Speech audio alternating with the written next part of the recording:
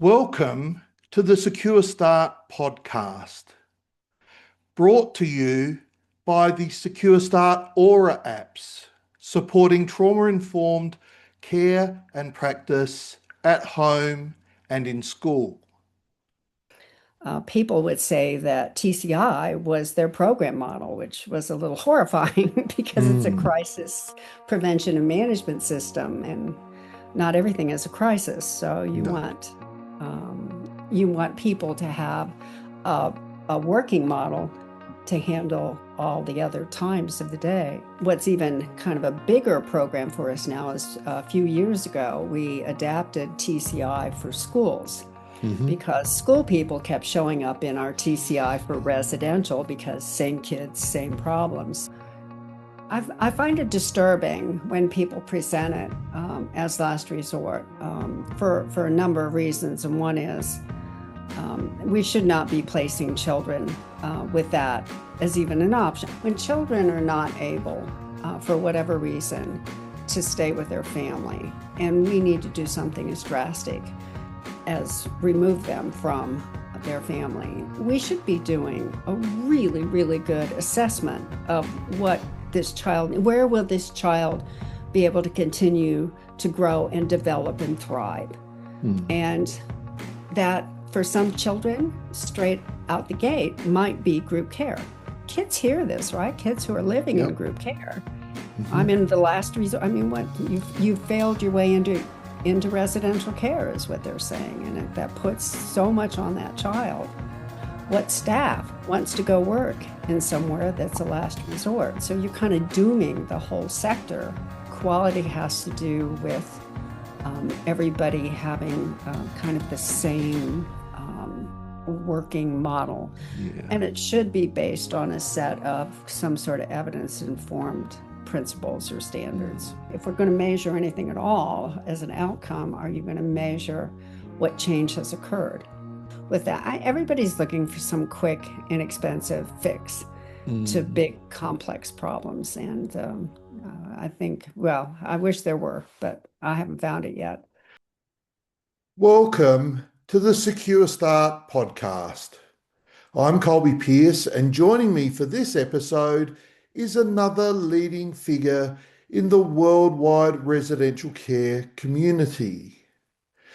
Before I introduce my guest, I'd just like to acknowledge the traditional custodians of the lands that I come to you from, the Kaurna people of the Adelaide Plains, and acknowledge the continuing connection the living Kaurna people feel to land, waters, culture, and community. I'd also like to pay my respects to their elders, past, present, and emerging. My guest this episode is Martha Holden. Martha is a Senior Extension Associate with the Bronfenbrenner Centre for Translational Research and co-director of the Residential Childcare Project at Cornell University. Martha is the author of the book Care, Creating Conditions for Change, a program model for child caring agencies. She is the lead developer of the Therapeutic Crisis Intervention System, or TCI, in use in children's residential organisations since 1980, redeveloped for foster and adoptive parents in 1996, and redeveloped again for schools in 2012. Martha provides technical assistance and training to residential child caring agencies, schools, juvenile justice programs, and child welfare organisations throughout the United States, Canada, the United Kingdom, Ireland, Australia, Spain, and Israel. In addition to her extensive experience in training, writing, and curriculum development, Martha has served as an administrator, overseeing the day-to-day operation of a residential treatment agency for children, including its education resources. Throughout her career, Martha has been studying how to prevent the occurrence of institutional abuse and improve the quality of care for children in out-of-home placements through program development, training, technical assistance, and influencing organisational culture. I hope you enjoy our conversation. So, Martha Holden, welcome to the Secure Start podcast. It's a real privilege to have you here. Oh, thank you. I look forward to this. Yes, yes. And I've known about you and your work for some time now, and I'm really keen to share the story of the work that you do on this platform. And so, likewise, very much looking forward to this conversation. And I thought maybe we would just start with if you could tell us a little bit about what you do and how you came to the work that you do. Okay, well, I work at the Residential Childcare Project at Cornell University, and I have been working there for as now it's the majority of my career. I've been Mm, there full time since 1990, where I was brought in to manage the project that was called Therapeutic Crisis Intervention. mm, Um, I came to that from I had been working for about 10 years at a residential treatment facility. mm, Um, and before that, I was a child protective service worker for a bit. Um, and I came to this work, I think, for some reason, I was very much attracted to the young people who were really struggling mm, in foster care and started doing a little work with a group home and saw the possibility for children who were just not making it in a traditional family situation. And that basically led me to deeper and deeper into what are the benefits or what could be the benefits of really good therapeutic group care. mm. So when I had an opportunity to do some work at Cornell University, which was developing programs and disseminating programs for out-of-home care, I jumped at the chance, and it's been a wonderful place to do that work. Yeah, wow. And as you say, you've been there since 1990. So what's that? 36 years? Yeah, Sorry, 36 sorry to years. mention So I, that. I was barely, out of high school at that point. Ha ha. But yes,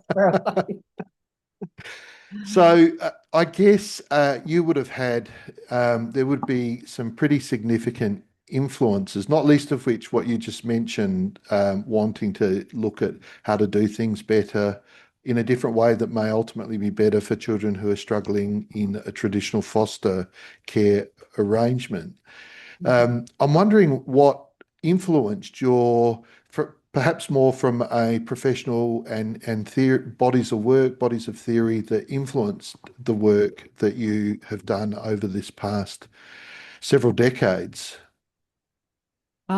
yeah, so many actually. I don't know where to begin, but certainly a lot of it is the children and their families. I think that was Mm, a big influence on me. But when I look to kind of the gurus in the field, certainly Al Trishman, who I had the honor of meeting and spending a few days with, he was a powerful force and really had me, I think, focusing on the 23 hours, the other 23 the other hours. 23, But yeah. but what just happens in all the everyday and ordinary moments of group care. Also, Henry Mayer, same thing.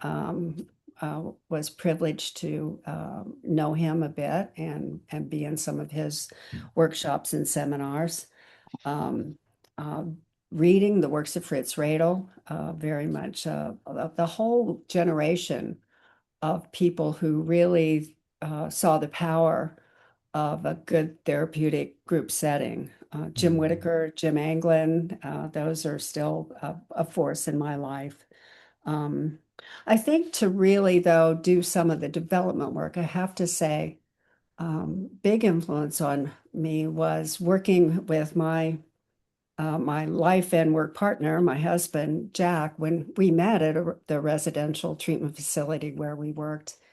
And when we left there, we had the opportunity to take some young people on camps. They were out of group care for a week. And we would design these weeks based on what we thought would be a good way to be with children. So I think a lot of the ideas that I've been able to develop at my work at Cornell came from working with a couple of other adults, but with groups of young people, just Mm. seeing how we could have them have a week that was not only fun, but something that was therapeutic and educational for them. Yeah, yeah. And you, in those years that you've been associated with the Cornell program, you have worked on and with others on the therapeutic crisis intervention, or TCI, which is likely to be quite well known amongst listeners of this podcast who work in residential care in particular, and also the care framework or the care Right. model. Um, Right.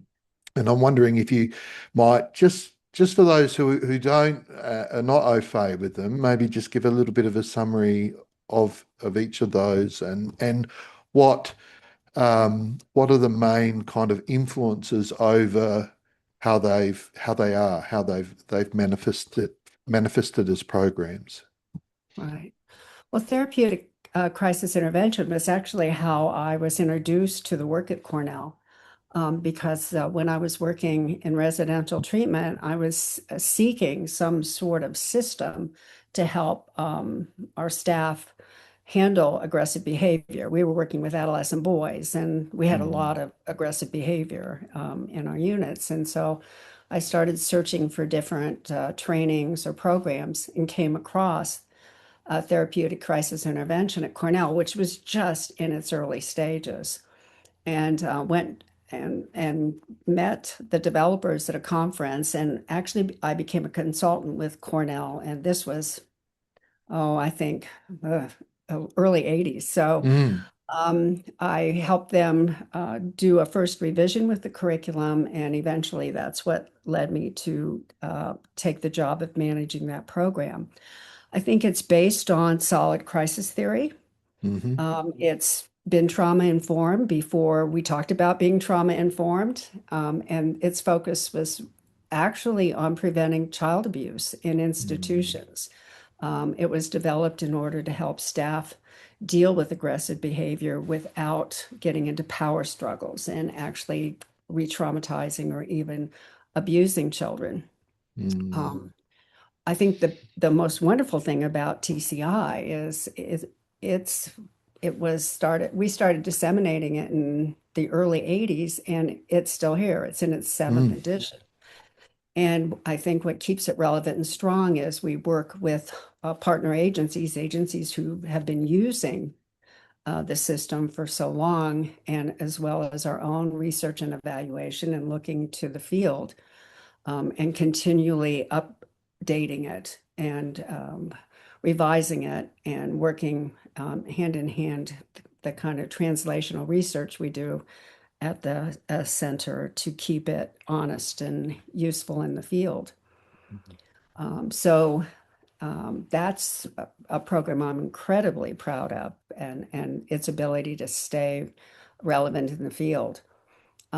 Through that work, I think is how we ended up deciding, this was about 2001 or two, to see if we could develop a foundational program model for care. What we were learning were people would say that TCI was their program model, which was a little horrifying because it's a mm. crisis prevention and management system, and not everything is a crisis. So No. you want people to have a, a working model to handle all the other times of the day. Mm, So we started looking at research and getting some partner agencies to work with us to take a look as if there's enough evidence out there on what works in out-home care and group care to actually develop a program model. mm, And we found that there was. So we partnered with about 15 agencies in North and South Carolina to basically pilot something. They were mm, TCI agencies, so there was some trust there hmm that we wouldn't give them something that was going to cause harm first. But so as we went through that process, we got very excited, thinking, wow, we're on to something here. This is a good Mm. foundation to provide therapeutic residential care. And so that now has been going. Um, I think after the field test and the pilot, it was really launched around 2009 Mm. and is in Okay. its third edition now. The So we third have the same edition. process of continually working to keep it updated and relevant and effective. Yes, yes. And my understanding is that there's been some pretty encouraging research done in relation to the care program in particular. Yeah. This is one of those times where we did get some foundation money. I have to, my hat's off to the Duke Foundation Mm. in the Carolinas. They had worked with us in the Carolinas in implementing TCI in agencies, and they were excited about this and helped give us some development money to get it started, and then gave us a rather a large grant to actually see if we could evidence it. So we Mm. went into the development with the idea of, okay, we're going to start out with the idea of evaluating it as we go along in hopes that if it did provide good outcomes for children and organizations, that we could evidence it and basically get it listed as an evidence-based program. Mm. We're long timers at Cornell, so we looked into it and thought that generally, with that kind of a massive program, it takes about 17 years to accomplish that. I mean, it takes about 4 years to implement it. Mm. Um, but we were eager to get going, and we actually managed to get enough evidence that it was improving um, some different aspects of the children's experience in care and how they responded. It was evidenced in 2017, so Mm. we beat the odds there a little bit. Yeah, Um, yeah. so we're very excited about that. Mm. And I've had Jim Anglin on the podcast a couple of episodes ago, and I wonder if you wouldn't mind just saying a few words about Jim's work and how that has contributed to the work Mm. that you've done at Cornell. Yeah, I'd love to. Jim was, um, when we were thinking about developing a program model, I was speaking to my that time boss, Michael Nuno, and he and I were going back and forth as to whether we should attempt this. And honestly, we were a little bit skeptical that there was enough evidence in the field that we Mm. could draw on to do this with confidence. And he was at a conference in Scotland and heard Jim Anglin speak and got his book, which had only been out, I think, 2 or 3 years at that Can't have been point. long. Mm. Yeah, pain, normality, and the struggle for congruence, which I Yes. still kid Jim about as not a great name for a book. No, it's a bit of a mouthful. But Michael came back very excited and said, "You've got to get a hold of this, Dr. Anglin." And he told me the book, and I'm like, "Really?" Because the title was a little off-putting. And he said, Mm. "Yes." And I said, "Well, why would somebody speak to me? You know, he's an author and scholar." And he said, "Just call him. He's like us. He's one of us." So I did, and it has been such a great relationship. Jim has been on the care journey with us from the very beginning.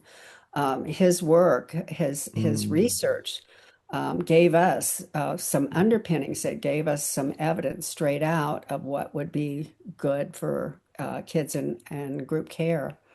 And he's also done some evaluation of our implementation model. I was just at a conference with him in Canada last week where Mm. he's speaking about residential care, and he's still a major influence for us. So, and on me, he's certainly been a great colleague and offered me a lot of opportunities in the field. So Yeah. he's pretty wonderful. He is. He is. I like you, I sometimes wonder if people will talk to me. Well, like you many years ago, I should say, for me contemporaneously. And then I approach people and they're like, oh yeah. thought you might have got to me by now. So, feel Exactly. like you have I to build up a know. bit. Yeah. It is. Why would somebody return my call, right? And Jim has been, I mean, it was very difficult to finally get hold of him, but he's been nothing but encouraging since. Oh, Yeah. yeah, and I think he has great affection for our team and the program, and often says, he may have said it on your podcast, I don't know, but it's not often a researcher actually gets to see the work that he's done actually make a difference in the field. And that's what our project is all about, right? Mm, Translating research and theory into practice. So mm, it's been a perfect marriage, actually. yeah. Yeah. Wow. Um, You mentioned the Carolinas as Mhm. being places where TCI was already being rolled out and delivered. Um, I'm just I'm wondering about what has been the reach of the Cornell program in terms of the delivery of TCI and or care. I mean, of course, I know of places where either one or both have been rolled out, Mhm. but maybe just tell us a little bit about what has been the reach of those programs.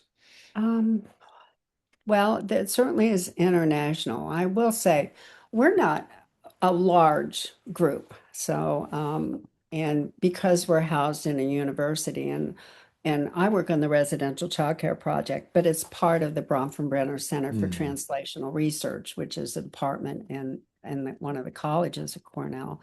So I think we have the luxury of not we're not for profit and we have a dual mission of research and extension. mm. So we have no desire to take over the world or be large. We have a desire to take disseminate good programs into the field, but can partner with our community partners to evaluate and do research at the same time. So um, we've had the opportunity to do a lot of international work nationally within the US. I would say TCI, there are organizations in almost every state, I would say, that uses Wow. TCI. Mm, And what's even kind of a bigger program for us now is a few years ago, we adapted TCI for schools hmm. because school people kept showing up in our TCI for residential because same kids, same problems. So I can imagine. uh, we developed that program. So now I would say TCI is in schools all over the US also. Mm, Canada, we've been working in Canada, oh, I think since probably the late 1880s with TCI. So there's a lot of programs there. Australia, UK, mm, Ireland, um, Israel, we have programs, and in South Korea, and just random countries come to us, mm, and Russia for a while. I'm not sure what's going on there now, but mm, we had some programs in Russia. Um, One of the things that we try and do is when we go to another country is we partner with an organization in that country who mm, then provides local support and helps do the contextualization of whatever we're doing so it fits with the culture, the language sometimes when things need to be translated, but also just the kind of political and economic and social realities of the organizations that are taking it on. So we have agencies that are disseminating TCI in Europe, in Canada, in Israel, in Australia, and we don't have anyone right yet in South Korea. We've just been there a few times, but mm, and then care the same and a little different. We mm, also have care agencies now in Canada, U.S., Australia, Ireland, Wales, and Spain and Taiwan. mm, So it's kind of word of mouth. mm. People hear about it or read about it. We publish quite a bit, so and contact us. And if we can work out an arrangement where there can be local support and ongoing dissemination, then we seriously set up programs in those countries. Yeah, yeah. And I'm wondering, with such a diverse um, implementation worldwide. I'm wondering if you have time to reflect on differences that exist, I guess, between the jurisdictions in which you either care or TCI or both are delivered, in terms of just how they um, manage residential childcare and their Yeah. thoughts about it. Um, yeah, I absolutely. And actually, I love the international work, and part of it is working in those different contexts and seeing how the programs might fit with Mm, different types of group care. Yeah, I think there are quite a bit of differences. What's similar are the children, young people, mm, families, and the caregivers. There are more similarities to that aspect of the work. I think the differences very often are, well, size. I think and especially in Australia, they do mm, residential care, small community group homes. They used to have the more campus-based or residential yeah. care and treatment, but they really don't have that anymore. Mm, UK would tend to have mostly smaller groups, community homes. Canada's a mixture of both, and we have both in the US too, but you wouldn't find the mm, larger residential. And then in Taiwan, South Korea, they have large, mm, sometimes even dormitory still type residential homes. So it's a lot of differences in just the way it's constructed. And a lot is driven by the way they're funded and regulated. That can be very different country to country mm, and be very difficult for people to, depending on how they're funded, plan, develop expertise, commit to implementing a program model. A lot of different realities that they're mm. working in. Yeah, my most recent past guest, Tanya Abu, talked about residential care or group homes, group care as being the predominant approach, I get, to the care of children, young people who couldn't be safely cared for at home, and Mhm. yeah, and referred to referenced other European jurisdictions as well where that is the case, which, as you point out, is very different to Mm. how residential care is delivered here in Australia, for example, and in many other jurisdictions. Um, I there's a I think this is probably a good time then to perhaps raise the question about or bring up the topic of residential care as an option of last resort. Um, that You know, we I'm not going to like that. No, no, well, I think there are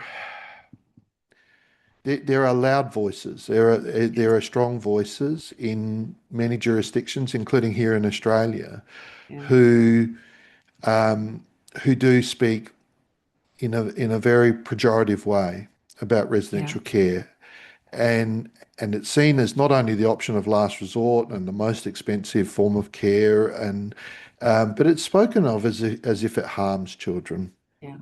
And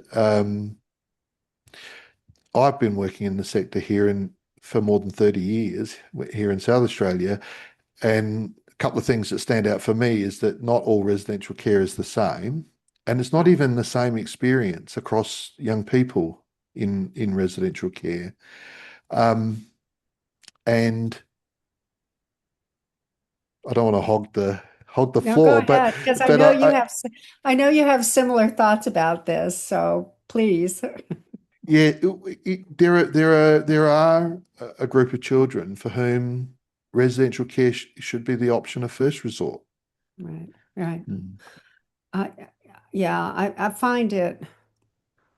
Um, I find it disturbing when people present it as last resort for a number of reasons, and one is we should not be placing children with that as even an option. I mean, children, when children are not able, for whatever reason, to stay with their family, and we need to do something as drastic as remove them from their family, we should be doing a really, really good assessment of what this child, where will this child be able to continue to grow and develop and thrive. Mm, And that for some children, straight out the gate, might be group care. mm, For others, it could be kinship care. For others, it could be foster care. Maybe some children need like an emergency psychiatric evaluation. I mean, it could be any number of things, but to say this child can't be at home, go find a foster home because that's the least restrictive, I think is not, I certainly wouldn't want a child of mine to be treated that way. If they're mm, taking a child away from me, they better know exactly what they're doing and why and where this child is going to do better than staying with their family. It's mm. also insulting to the child. I mean, kids hear this, right? Kids who are living in Yep. group care. Hmm. I'm in the last resort. I mean, what you've failed your way into residential care is what they're saying, and that puts so much on that child. And then when that gets heard, what staff wants to go work in somewhere that's a last resort? So you're kind of dooming the whole sector Yep. to being a bad place to work and a bad place to live. And I don't think that's true at all. As many children, I think children can be harmed in any setting in their own family and foster care and kinship care and group care. So we Hmm. should be working at making sure all of those are quality settings Yeah. and then place children where they get what they need at that time. Yeah. Yeah. Yeah. I also get a bit of a rise out of people who are in a position to influence the care that is delivered to our children and young people speak in this way about residential care, not least because there are actually children in residential care at this time, and Exactly. and they, and in my own jurisdiction, they've tried to get rid of it, Yeah. and and they can't because it is a valid option. There are children who just do not cope in a family-based Yeah. care environment, and who don't, and there are older children who do not want to be in a family-based care environment. They have a family. Right. They have a family or they've already been through several families and they just don't want to do it again. Yeah. Mm, yeah, yeah, Yeah. I think it's problematic that in the way that it continually gets spoken about that way. Their group care has been around forever, and I don't think mm, it's going away. And we just keep. The other thing that occurs to me, and I've actually, believe it or not, said this to um, agency personnel and agencies that actually place children, who say things like that. Said, you're responsible for this child's well-being, and you're telling me you're okay placing this child in a home where you think it's a last resort and not a good place for children. I mean, all parts of the system, I think, are behaving badly when they speak about that because they're yeah, not taking responsibility for working in the best interests of the child at that point. yeah. Probably the worst thing I've ever seen was a social media post by a government minister talking about new program that was funded to save children from residential care. Yeah, And you just think, oh, I yeah, also think of the staff. You mentioned the staff, but I mm, do think of the staff, you know, insinuating that the care is of such low quality that we need to save children from it. yeah, yeah, Like, is that the best, how you get the best out of people in the yeah, sector? yeah. I don't think so. But yeah, I think and it's a diverse um there is diversity in children's residential care as there is in other forms of care as well. Diversity of service provision or care provision and diversity of experience for young people. Um, I do Absolutely. wonder what And it you would, should be.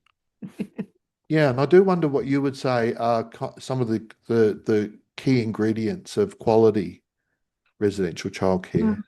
it's interesting. I just came back from a conference where the topic was quality, and we had a lot of conversations about what is quality. Um, and I think I came away with that with a lot of different thoughts.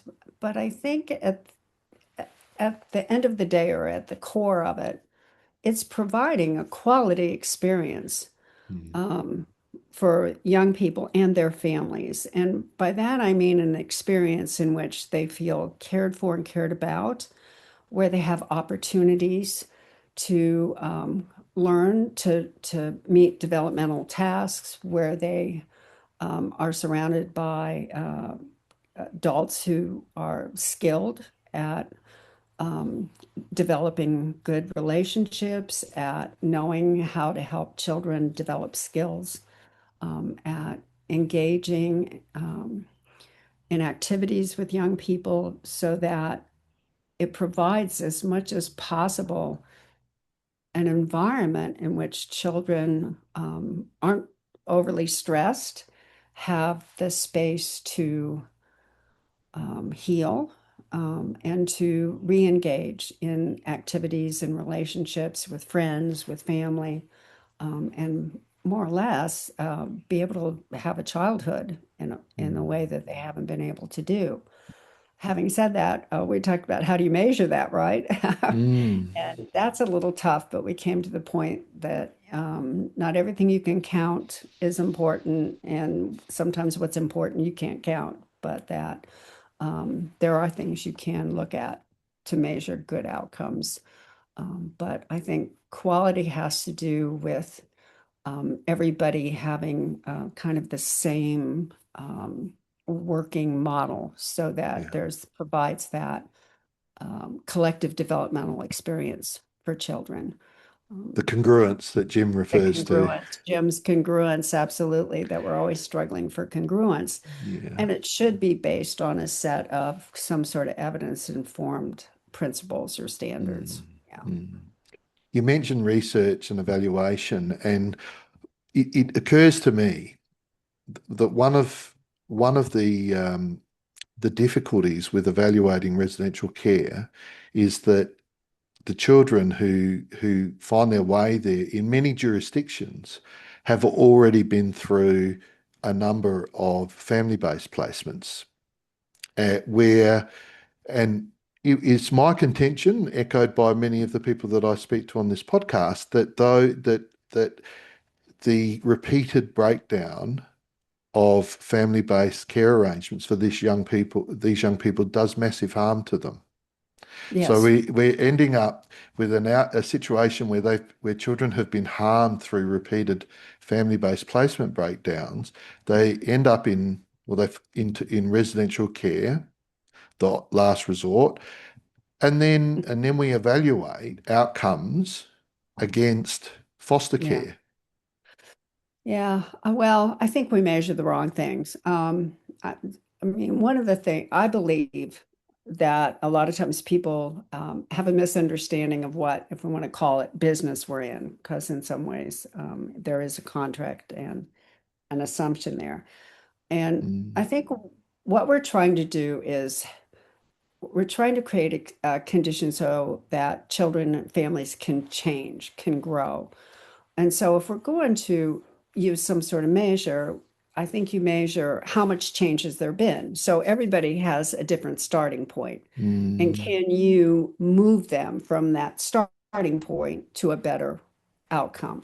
I read Yeah. this article, it's been years and years ago, that addressed the same thing, but I think it was about dentistry, where you can't compare these two practices where somebody is dealing in an area where children don't have dental care, they don't, or adults, anyone have good dental hygiene or care or fluoride in their water or whatever, against somewhere where they've had perfect dental care because the one dentist is dealing with a mouthful of cavities and the other isn't. So you Mm. can't compare those kind of outcomes. And it's the same thing here.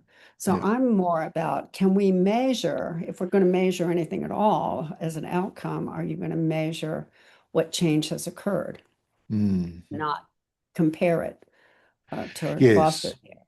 Yeah. Yes. And I guess we refer to them as effect sizes. So Yes. yeah, the amount which basically is the change from point A to point B for each individual and the magnitude of that Right. aggregated across a group. Yeah. Right. Yeah. So any research that just I guess that doesn't do that, that just simply says, well, these are the outcomes of care leavers who grew up predominantly in a family-based care environment, and this is the outcomes for those who grew up in a residential childcare environment, and doesn't look at effect sizes, just Right, looks at those outcomes. It right. really doesn't provide anything really useful for understanding the difference between foster care or family-based care and residential childcare. No, I don't, you wouldn't do that anywhere else. You wouldn't compare outcomes between totally different kinds of services. It doesn't make sense that, and this is, I think, also where things are confusing with just residential care itself. I mean, there's so many different varieties, just lumping them all together isn't Mm, that useful either. yeah, yeah. But what I think what happens is instead of taking a look at outcomes to find out what works, hey, what's working here that we can transfer over here and looking more what's inside that black box, what's making what work and how do we get this good outcome here so that we can share it across the field. It's a competition. It's based on this thought that we need to show that residential care doesn't work and foster care does work, so we can just use this. And Mm, and that again, I don't think that's a good use necessarily of research, at least not research that promotes good practice. yeah. Being a clinical psychologist, an analogous area has been across my career comparisons that are made between cognitive behavioral therapy and psychodynamic and psychoanalytic approaches to psychotherapy, where um, psychodynamic and psychoanalytic have been seen to be, expensive, labor intensive, long term, and cognitive behavior therapy, relatively inexpensive, goal focused, short terms, easy to research, shows demonstrable outcomes. And for much of my career, and still to this day, it is the case in terms of funding arrangements, at least here in Australia, CBT is seen as the gold standard Mm, approach until people started to look at effect sizes. mhm, mhm. And even with brief psychodynamic approaches, those effect sizes are comparable, if not better, than CBT. And in particular, the longer term outcomes Mhm. are really good for the more dynamic Okay. approach. So yeah, it's interesting how I think we fall into these very, when I say we, I say as a society, perhaps as funders, they fall into these very making decisions on the base of these really problematic Mhm. assumptions, analyses of the of the analysis of this approach versus that approach. And Right. of course, in everything in life and humans, it's much more complicated than that. Absolutely. Yes, there's a complexity there that doesn't uh, really work well with that. Everybody's looking for some quick, inexpensive fix to Mm, big, complex problems. And I think, well, I wish there were, but I haven't found it yet. no, no. So I guess another thing that has come up in the course of my podcast interviews has been, and it's been mentioned a number of times, is treatment, residential care, or residential treatment and residential care, and I'm aware of some differences across jurisdictions in terms of how residential care is delivered in a care with a care focus or with a treatment focus. I wonder if that's something that you have some thoughts about. Well, yeah, for instance, in most states in the US, it's a way to, it's a funding, right, issue Mm, and a staffing issue and what services are provided. So we would have residential care, we would have residential treatment, mm, and residential treatment would probably have additional staffing and provide actual treatments. Like could be counseling or therapy, it could be drug treatment, it could be a range of treatments that have been identified as needed for specific children. Um, I think my experience in Australia, and you have much more experience in Australia than I do, but you generally don't provide that kind of system. You provide care, and then Mm, if child needs certain treatments, they go to the community to get those treatments. So, mm, um, and I'm not convinced one is better than the other. I think residential treatment in the US, when there's an economy of size, this is when you're going to get larger programs that then can provide the specialized school on the campus, has therapists available, psychologists available, psychiatrists available, mm, can do different kinds of treatment groups, and mm, make it, it's still expensive, but probably there is some cost savings in doing that. Um, mm, of course, then it becomes it's a larger program, which for some children I think mm, work very well. mm, The problems I've seen if you're just trying to do that sometimes in the community is waiting lists. I mean, sometimes it's very difficult to get these children who really do need specialized treatment services into community programs. mm. Yeah. Um, but at the core of it, I think all of them, regardless of what we label them, need to be good therapeutic residential care. I think that's Mm, kind of the foundation, and then you can build on that or mm. not. Yeah, I think the treatment aspect of it probably sits in people's minds more in those secure care, Ah, secure. secure Yeah, residential care arrangements. I would have thought it's not something we have here in South Australia, a proposal to look into that yeah. um, via a review process that happened a number of years ago didn't support that happening. I know I do work in Ireland, for example, they have secure care in Ireland. Um, but I know they also have um,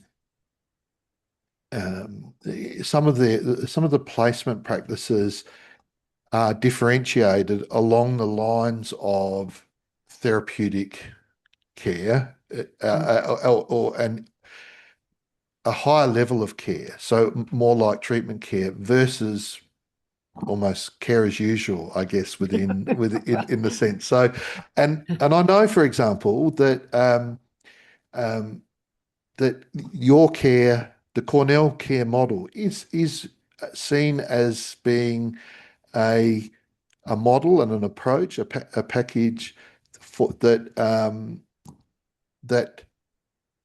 is can be used or is used for children who require a higher level of care, higher level of therapeutic care. Right. I think what our the care model is designed to be a foundational model, Mm, so that and we have organizations that are, you would say, community group homes, house parent models also in the community to more just group care to residential treatment care. So it's a range, emergency care. So it's designed to, as Altrishman say, give that unifying something to organizations or that congruence about mm, designing all your interactions and programs and activities according to these six evidence-informed principles that are pretty much human principles. So I think we've discovered, even when we thought like we've implemented care in juvenile jails, mm, and we're very hesitant about that, but gave it a shot, and it improved. It absolutely improved the day-to-day care of those young people in a mm. very secure and non-treatment setting. Uh, but again, you'd have to look at the effect, right? They started from a very Yes. low place and got higher, but would I compare them to what happens in a residential treatment setting? No.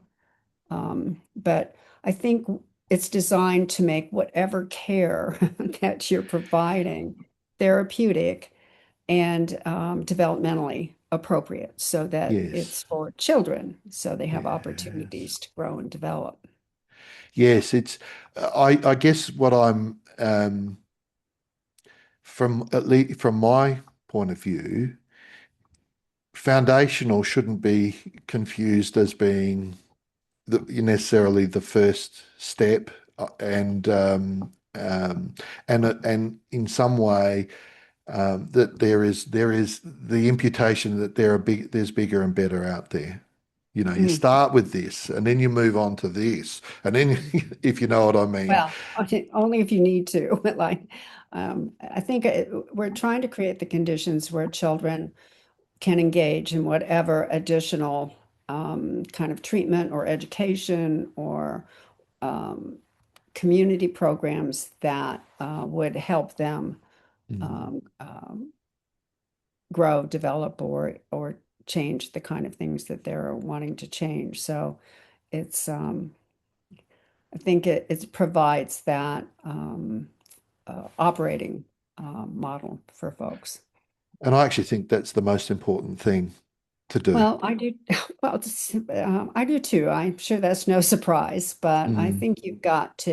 I don't think kids can engage in school, in treatment, in whatever has been, assessed that they need unless they're feeling safe. They've got adults around them who are their advocates, their, models, their um, supporters, and that they have access to family and community.